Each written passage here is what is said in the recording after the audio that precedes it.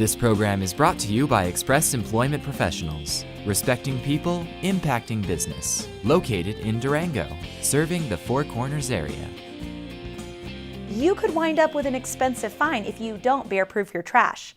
The Durango City Council adopted an emergency ordinance earlier this month to double the fine for failing to bear-proof trash.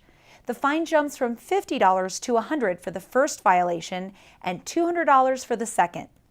Bears have been particularly active in town this season, with bear-human conflicts at an all-time high. And now bears are in their fall feeding frenzy to get ready for hibernation.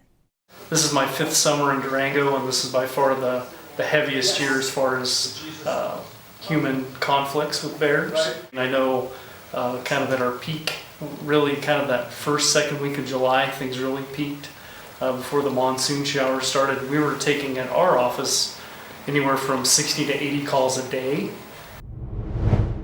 In August alone, Colorado Parks and Wildlife officials euthanized 10 bears for breaking into homes, killing livestock, and coming too close to humans.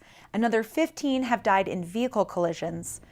Although no one knows exactly how many bears live in the area, Colorado Parks and Wildlife biologists have tagged more than 430 bears to track their movements. And more bears are coming into town to find food because this year's wild berry and acorn crops are practically non-existent.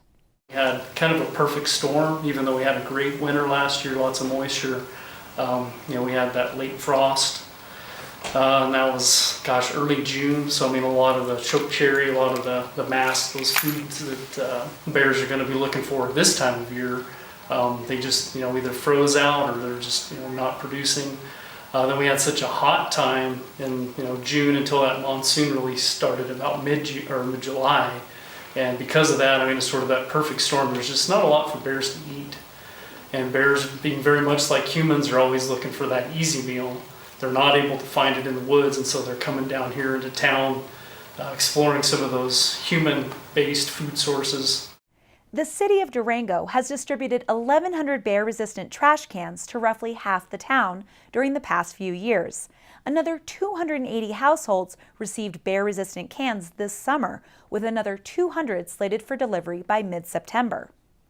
Colorado Parks and Wildlife recently completed a 7-year study on the effectiveness of bear-resistant trash cans in Durango and found that the cans increased human compliance with the city's ordinance by 20 to 30%. When an entire neighborhood complies with the ordinance, bear-human interactions drop even more significantly.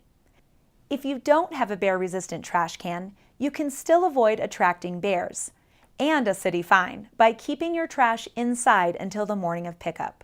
That's really the primary attractant. Fruit trees, that's a seasonal thing, but if a bear can come hang out in Durango all summer long and then go hibernate in the woods, he's going to do that. So everything we can do to try to reduce the number of those attractants, I think it's just going to help bears out.